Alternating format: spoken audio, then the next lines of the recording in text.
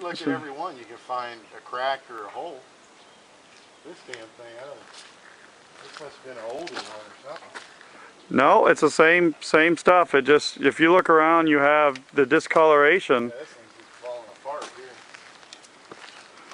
That one probably sees sunlight all day. Yeah. So, you know, I got piles of them up there too. And then these idiots, and I'll use that term a little loosely, they wanted me to put these in the water. I said, absolutely not. I go, I will fight you tooth and nail before I put. You imagine the mess we'd have out there? It would be. And then the anchoring system, and that's what I was telling you. They don't understand what type of anchoring system it would take to hold this crap in place.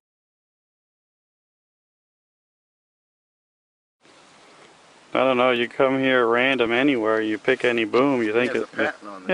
Yeah, you think the boom looks good. Not really. You do that to protect the honest.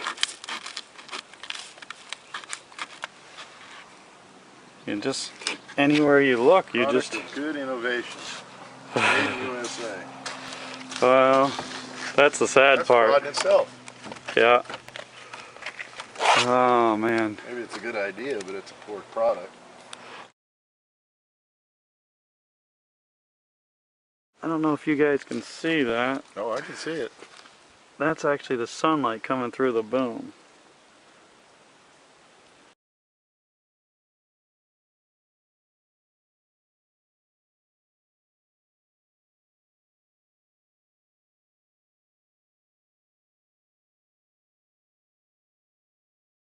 That's this foam. Here's a boom that came out from the shop directly.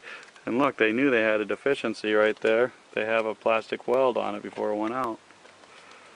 Over here too, you got plastic weld all over. But this one here doesn't even have, it's just foam. Yeah. Look, that's just foam.